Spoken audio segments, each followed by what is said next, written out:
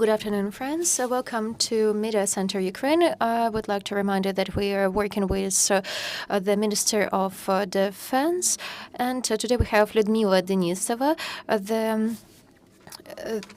the Ombudsman in Human Rights. Welcome, Ms. Lyudmila, and I would like to ask you to talk about a few things. First of all, about the violence against the Ukrainians, which is happening on to the territory of our Ukraine.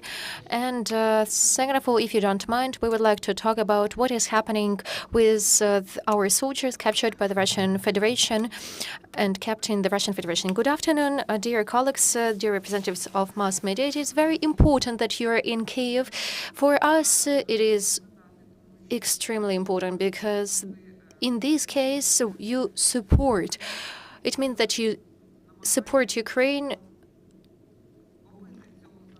and you're helping us to fight our occupier. And I do know that you understand what they are doing, and I would like to give you more evidences, and I would like to tell you a few words how we are gathering these evidences. We are working 24/7. We have the hotline that are 32 operators. We have 4 directions. First of all, we have 4 directions. That is a humanitarian aid. We are helping people to get the green corridors to get to the safer places. Second of all, that is, we are looking for the people who were lost, civilians and soldiers. And third of all, there are different issues, including psychological support to the people who faced violence or who saw violence on our territories. That is why we are gathering these evidences, and the information we have, that is information we got from the people, from our citizens, and that is why there are the proved evidences, and there are the evidences that these kind of things are happening on the territory of our state. And of course, we have the hotline. That means that everyone can text us, and there are lots of applications fulfilled regarding the people lost and different other things. And I think that everyone knows my phone number, and I receive lots of phone calls, and I receive lots of messages in the social networks, and that is why we have lots of evidences regarding the war crimes on the territory of Ukraine. Every day we start our morning with counting the number of children who were killed and who were murdered. And unfortunately, today we had 196 children, and more than 350 children were injured. But I want to say that this number, unfortunately, it's not the final number, because there are only those children who were recorded, who were registered, and there is a criminal case about them. But unfortunately, we are not able to count the number of the children murdered, and it is very difficult, extremely difficult, because the active military actions are taking place almost everywhere. It is more or less safe in Kyiv, but unfortunately, Kyiv is under shelling, and the occupied territories that are the territories where we do not know the consequences, the final consequences, and that is why we are talking only about the evidences which we have already collected and which became the criminal cases, and they are in the single register of Ukraine. We are recording that the aggressor is violating 4 Geneva conventions, the international humanitarian law, the Convention of the Protection Against Genocide. Why am I talking about genocide? Because these crimes, including the genocide of our nation through the usage unconventional weapon, that is thermoballistic bombs, that are the bombs that are the phosphor bombs, that are the cluster bombs, that are the mines which are all around our cities, and when one is when people are finding these mines, and there is also a crime because this unconventional weapon has they have the consequences which you cannot correct, and that is the crime against the humanity.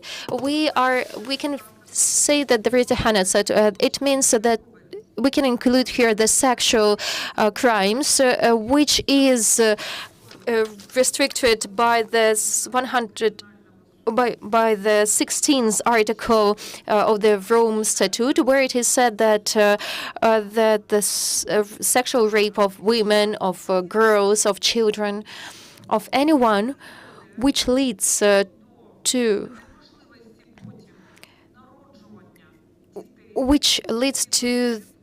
the situation when a woman is not able to give a birth to the child, it's also a crime. And when it's happening every day, we're finding the clues. That is also the genocide. What kind of other genocide what other type of genocide we are recording? The Russian Federation is making the reports in the mass media. There is a general who is the head of the offensive actions in Mariupol. He gives the information that, for example, today at 8 a.m., he has spread the information that they have deported, that is my term, they have deported 790,000 people of Ukrainians, and more than 150,000 people of these are children. And during 24 hours, they brought to the Russian Federation more than 20,000 people. More than 20,000 people are in the filtration camps, which are close, which are on the occupied territories of Donetsk and Lugansk regions, close to the border with the Russian Federation. They are bringing out of the city, out of the country, the children. We also have the personified children, and we have the information regarding those children who were brought out of the country without parents, without the adults, and we are asking to bring them back because now we have the proved information that the Russian Federation, during the next week, they are going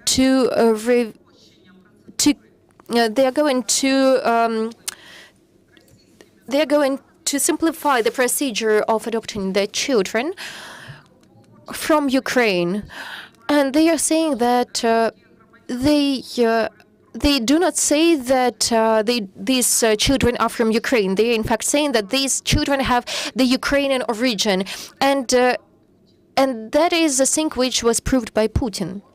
And we do know that before the aggressive phase of the actions, till the 24th of February 2022, more than 1,100 people were brought out of the orphan houses, which were on the territory of Lugansk and Donetsk region, and 280 cases are already prepared, as they say, the children ready for adoption by the citizens of the Russian Federation. That is why, according to the Convention on Prevention of Genocide and the Rome Statute, there are these kind of deportation and adoption of the children of one ethnical group. The second ethnical group has to be considered the genocide of Ukrainians, and that is why we define it as genocide. It is killing of our people. It is using an unconventional weapon, the destruction they are doing in the cities. And people are staying in the occupied cities. They are limited with movement. They are limited with water supply. They have no water, with no food. And it makes our citizens, our Ukrainians, to move in the territory of Ukraine to the safer regions. That is more than 7 million people moved to the western Ukraine, and 4.5 million people moved to the other countries to get the previous, the preliminary protection. But at the moment, there is a support of these people in the other countries. But we really appreciate the support of the other countries because they are accepting our citizens, and we hope that as soon as the peace will come to our land and Ukraine will win in this war, our citizens will come back to our state. But we need to do a lot of work to do that. And the armed forces of Ukraine and we, all of us, we have to do something. And we have to do something to reconstruct our country, to make the place for these people to have. Please, the question. Thank you, Ms. Lyudmila, for this information. And I will start from the questions which CNN has sent us. And the question is, how many cases of rape were recorded by the Office of the Ombudsman, and what is the real scale of this problem? Well, we are talking about the sexual rape of all. That is not only women, that are not only girls, but that are also children, boys, that are the elderly people, men. We have lots of cases when these kind of cases were recorded. That is the separate weapon of the Russian Federation against the Ukrainians. We cannot tell the exact number, how many people, how many cases, how many crimes against our citizens. But we will be able to say that that is the mass crime. We have the group of psychologists who are working with the office with Ombudsman. There is a phone number on our website, and our citizens are calling our psychologists, and when they are receiving the psychological support, they are saying that we want you to tell our history. We want to do that because we want these people we want to prevent this in the future. We want to punish the enemy, and we are gathering these evidences, and later our citizens, when they will come back to their normal life, they will give the evidences to the special official bodies which were created to record not only the fact as we are doing, but also the personality, the person who faced this crime, the person who became the victim, and who did it to this kind of person. Ms. Lyudmila, you talked about a very important thing, so that is the forced deportation to the Russian Federation. What kind of is it possible to bring people back from the Russian Federation? Are they able to prevent this deportation somehow? We are told very difficult stories. That are the phone calls to the relatives who are telling how their relatives were taken away, how they were staying in the basement, and then there were the filtration camps, how they were gathering the fingerprints, how they were taking away the documents, how they were making the psychological pressure to tell them about the people who they know, that, for example, these people might be participate in the military actions, or maybe they are in the police, and then they are moved to Taganrog, for example, the city in the Russian Federation. And after that, they were spending the night there, including one elderly woman. She is 92 years old, and she cannot walk. And she was taken with her husband and with her daughter. They were sleeping in the kindergarten on the floor. They were sleeping on some kind of shields. And after that, in 1 week, after that, they were taken by the train somewhere, and they arrived to Suzdal in Volodymyr region in the Russian Federation. But after that, the connection was lost. But I have heard a lot of stories like that. The volunteers, the Russian volunteers are calling us, they are phoning us, they are telling us about different camps, about different this kind of detention points that our citizens are not able to leave. There are children, the babies actually, which requires nutrition, special nutrition for the babies. And what are we doing at the moment? We are, with the support of these Russian volunteers. So at the moment, the Russian Federation cannot manage, and they have brought our people, and they do not know what to do. They are saying, okay, you can live to the relatives on the territory of the Russian Federation or elsewhere, but they have no passport. They only have the migration document, and at the moment we are working on the contacts, and we have some results. And I would like to thank the colleagues from the European countries, including Baltic countries, for example, Estonia. They are in the city of Narva. They have they placed the tents, and our citizens are coming there. We are passing the surnames, and through the migrational service, they are checking and they are allowing these people to go to Estonia. But we have to say that the Russians are running, and thousands of them are running away. But when they are talking about but when they are saying on this checkpoint that they are from Ukraine, they are not the Ukrainians, and they are brought back to the Russian Federation. Ms. Lyudmila, maybe you can advise something to the relatives of those people who are in this kind of situation, whose relatives were deported, and what they can do. Maybe there is some kind of algorithm. So first of all, if they are able to call to the hotline of to our hotline, it would be great. We are receiving lots of phone calls from all around the world. There are people from the Russian Federation who are calling us, and they are looking for their relatives who came here for the exercises, and later the connection was lost. And then that is why the phone number is 0800-1520, and we call us and we are going to help. And also and the algorithm depends on the territory where our citizens stay. So, for example, today I received the shock information that we are going. That the people were brought very far from here. Can you tell us what is the situation with our soldiers who were captured by the aggressor?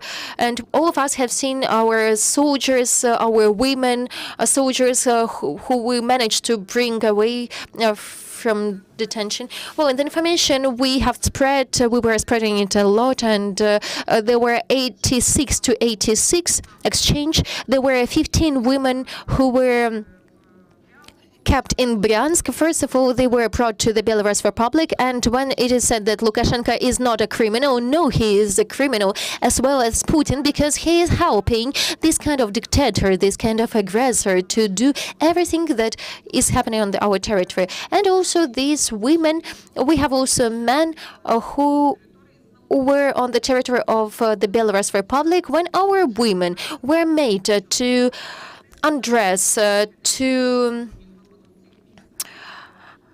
to do the things, inappropriate things, and they were looking for the things which can be hidden. And that is according to their criminal laws. And I'm talking to a lot of people. We should not forget that 121 person who is imprisoned and who is waiting to be released from this prison, and that is why these kind of things is a kind of way to make a pressure, so global pressure on this. And also the same thing is we can say about our men. They were spreading the information that everything is fine, that everything is good. They get good nutrition, good meals. No, they were kept in tents. They were freezing, and they were in a very bad condition. They were not given food or water. They were not allowed to breathe outside. Only in that case, where they could breathe fresh air when the dogs were around. That is also the violation of the Geneva Convention. The captivated militaries, they should be respected as well as the soldiers and militaries of the country which captured it. They have to be kept separately, officers and soldiers separately. They have to get nutrition. It is not allowed to make the psychological pressure on them. Ukraine, believe me, we have checked the captivation of all the militants who are kept in our territories, and all of them in all of the places of the temporary captivation. We have prepared the report tomorrow. It is going to be published how we are doing that, and I have been in this place and I was checking this kind of condition. That is why I'm able to prove that Ukraine is following the rules of the convention from 1949. Thank you, Ms. Lyudmila. Dear journalists, please raise your hands. Please introduce yourself and. Sorry, my Ukrainian is not that good. You said that you want to help those people who have left Mariupol and have been taken to Russia. Some of them have actually left Russia and gone to third countries. What concretely can Ukraine do to bring them home?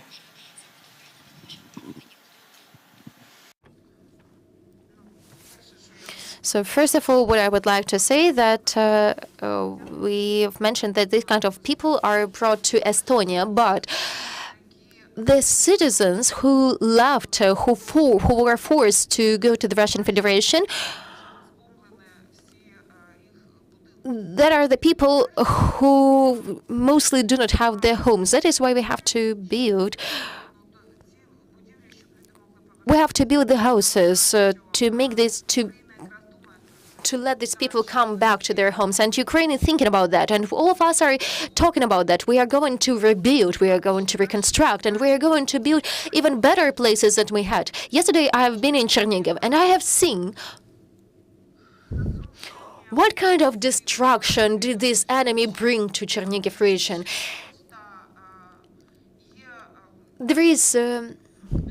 There are the cities, and when you see that they were bombing Chernihiv, these enemy jets, they were bombing these cities a day. So people were going somewhere, they were in the queue, in the line, in the shop to buy some bread, and they were bombing, and the people all together. Some people were lost at law. One person he was calling his wife who was in the house close to him. The wife survived because she was in the corridor. And he was not found at all because the bomb has killed him and only pieces of him are left. And that is why we have to build our country. We have to bring our citizens back. Thank you very much. More questions? AFP, I have one question concerning a declaration you made a few days ago about an horrific case of systematic and massive rapes in Bucha. We're talking about a basement where more than 20 women were kept held for several days and systematically raped, which correspond to rape camps that were witnessed in Bosnia, for instance, in the 90s. Can you tell us more about this case and the investigation ongoing, the number of women, what happened to this woman now, and what do we know about this special and very specific event of raping in Bucha, please? Thank you so much.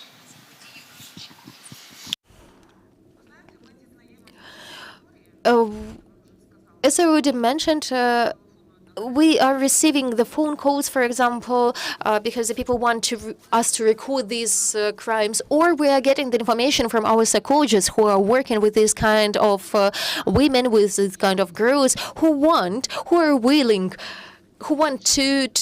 the people to know about it. Most of the women do not know people to know about it, because we know a small piece of all these cases when women were raped and killed. That is a small part of all we know. There are 25 women who were raped in Bucha in the basement, who were 14, 24 years, and 9 of them are pregnant. 14-year-old girl and 5 occupiers were raping her, and she is pregnant. And her mother has asked for support because the doctors did not allow her to do any manipulations to get rid of this baby, and she didn't know what to do. And for example, recently, the 25 girl has called us regarding her 16-year-old sister who was raped by 3 enemies. And they were raping her in many ways, in all the ways possible. The other one was holding those 25-year-old girl, and she was staying on the knees, asking not to do that with her.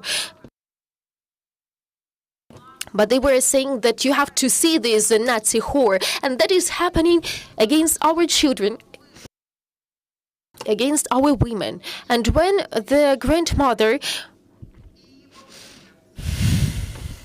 who is 16-year-old granddaughter, she's raped, and her 72-year-old grandmother is also raped, and this 16-year-old girl has lost her children. In this way, they raped her. And there are lots of cases when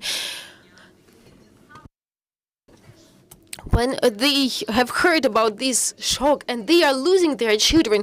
Just women found out that women were raped in this way. So one woman has called us and she said that when I heard these kind of things, when I saw that they were shooting the people in front of her, she lost twins. It is horrible. It is the genocide. It is the genocide against the Ukrainians. They are saying that we will make the things so that you will never give birth to the Nazi children.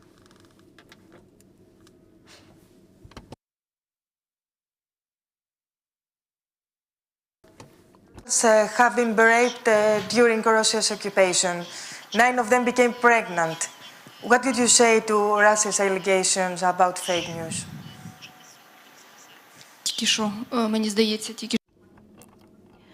So at the moment we were discussing that not only 9 women got pregnant, even bigger number was pregnant.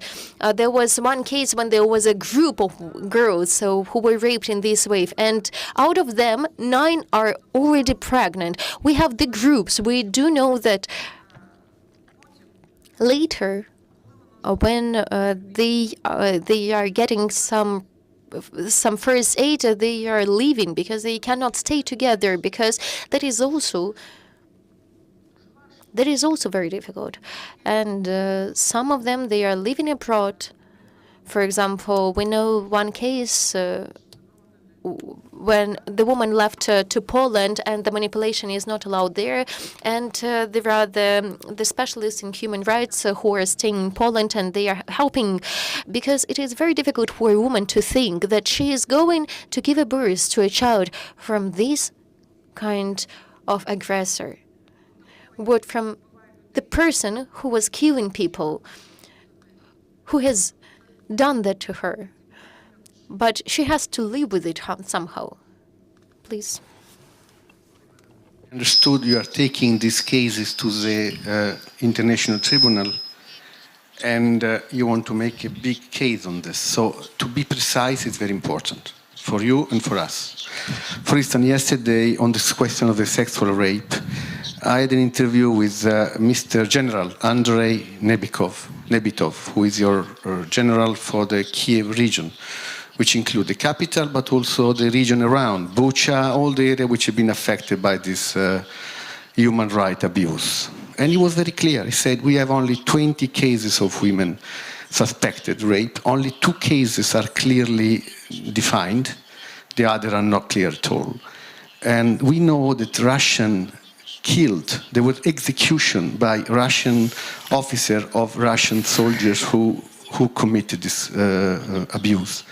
So clear to me that was not a Russian policy to rape women. It happened, maybe, maybe, but it's not clear at all. When I ask about children, you say we don't have any, we don't know. There are no substances proof. There are no real proof on this. There is a lot of talking, but not real proof. Are you sure that there was a Russian policy of raping women? Are you sure about that? Because the impression, having experience in war, and that everybody talk about sexual abuse, but like in Libya and Iraq, but Afghanistan, but there are very few cases. My impression that here the cases of systematic sexual abuse is not true. It didn't happen, or if it happened, was very, very few cases. Please be precise, because if not, then the Russian will have a lot of argument in trying to dismantle your argument. Second question, I would like to understand exactly how many people were taken to Russia or outside Mariupol and the other occupied areas. How many? Because I didn't get the real number. Thank you.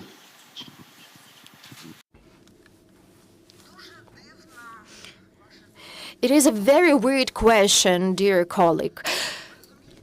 You have to understand that at the moment... Can you hear me? The journalist who was asking the question, can you hear the interpretation? The question is very weird, dear colleague. I would like you never to be... I wish you never to be raped by anyone, because when the person is raped, this person doesn't want to talk about that. Do you understand that? And then when it says 20, it means that there are 20 cases which are proved. And how many people do not want to talk about that? During the last day, 24 hours, 52 people have called our psychologist center to get this kind of support, because people are saying we are dirty, because we do not deserve your attention, your respect. We do not deserve your time. We do not deserve it because we went through this, and you want them to go now and to give the evidences. And it needs time. We're recording everything. Who is calling? Where is calling? Who is asking for help and who needs help? But at the moment, we are not spreading this information. That is why Ombudsman is recording the facts. And as an Ombudsman, I'm doing my work. And for example, I'm receiving the information about 15,000 people lost. I have each and every application and every person and the photo and the descriptions, tattoos. I'm responsible for all my words. Tomorrow I'm meeting the prosecutors of the International Criminal Court, and if they will need it, if they will need this information, I will pass it. Regarding the second question, at the moment, we are using the information which is spread the enemy, General Mizintsev, from the Russian Federation. Every day he is giving the information regarding the number of the people who, so said, left the territory of Ukraine. At the moment, his information at 8 a.m., as of 8 a.m., it is clearly written, and you can get this information through TASS. 790,000 people of our citizens are on their territory, on the territory of the Russian Federation. More than 150,000 people are children. 130,000 people are from Mariupol that are their information, and you can check it. And he has also written there that only 4,500 people received their help. The support from the Russian Federation, but they are saying that they are keeping our citizens. That is information, the official information from the Russian Federation. And also it is proved by every day by Maskalkova, who is responsible for the human rights in the Russian Federation. You can also check that on her official Telegram channel. Thank you very much. Other questions? Hi, Federica Bianchi from Italy's Espresso. I am going back as well to the case of the 25 women, because I'm sorry, but today I went to Bucha to verify it. And again, I also met the prosecutor of the Buchavska region, and he said that he has no idea about these 25 cases. He said that you invented and fabricated the information, and he said that only 3 cases of rape have actually been recorded. Then I spoke to other local journalists, and they also confirmed this version. Then I asked to 15 police officers to show me where the place, the basement where it's supposed to have taken place, the rapes was, and nobody has any idea of this basement. So honestly, at this point, to believe this history, we need proof. Because without any evidence, without any proof, it seems to me there are more words than reality. And I am a woman, and I understand what being raped means. But still, I think we need some solid evidence to be able to say, to write, and to report a piece of information like this. Thank you. I would like, replying to this question once again. The evidences are going to be presented to the prosecutor. If these women, by this moment, they do not want to talk to the prosecutor, we cannot make them. We cannot force them. I cannot force the others. 53 people have called us, and only 3 people out of them allowed us to tell their story. I was telling you about the 25-year-old girl. She wanted to help her sister who was raped. And during only 24 hours, the last case during the 24 hours, there was also one girl, the baby, the child, 11 years, she considers herself to be guilty because she didn't listen to her mother, and she went outside, and she wanted to gather the flowers to do something beautiful, but he was captured by some militants, and they were doing something with her, and by this time she is not telling anything, she's just crying, and we are working with her. And there is also one man who is 45 years, who is, according to his health condition, he was not able to go to the army. He just went out to get some water, and he was not in Bucha. Those 2 cases were in Hostomel, but the man told that he doesn't want to tell where he is from, but he allowed us to tell that he was raped by the soldier, and he was later. This soldier was beating this man, and he saw that this man was dead because he was lying on the road. And that is why I do support you, that you need the evidences, you need the proofs, but the proofs would be in the court. Me, as the Ombudsman, I can talk only about the fact you can use them or not to use them. That is your right. But I think that when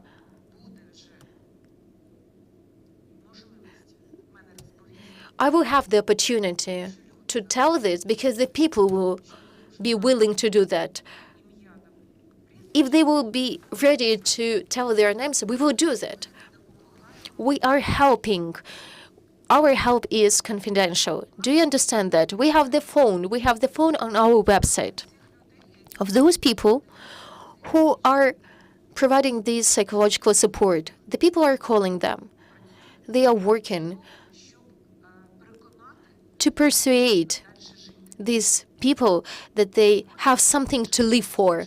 And after that, we are doing the rest. You know, at the moment, we have the number of people who want to commit a suicide has increased because they feel guilty. They consider themselves guilty because they allowed these kinds of things to happen. I was in Bucha myself. You were in Bucha. I was there just right after it was deliberated. And I have seen these Kadyrov's soldiers and how they were doing that, how they were shooting these people. I have seen lots of blood, and I have seen the place. There were three groups, and two of them were from Buryatia and from Kadyrov. The crimes were there. If after these people will want to tell about these things, they will do that. Thank you, Ms. Lyudmila. Maybe the other questions? Thank you. A question from Swedish television. How will you proceed so that these testimonies of sexual crimes can be part of the evidence collected regarding war crimes?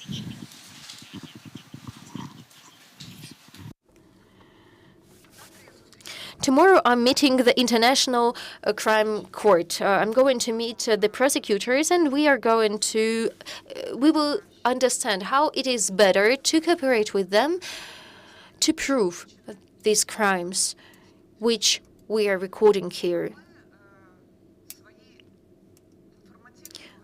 Our information, the information we are collecting, we're sending 2 times a day. We're sending to the International Crime Court and to the International Court, to the all official bodies and the system of the European Union. And I'm cooperating with, and I continue to cooperate with the expert group, which was created by OSCE.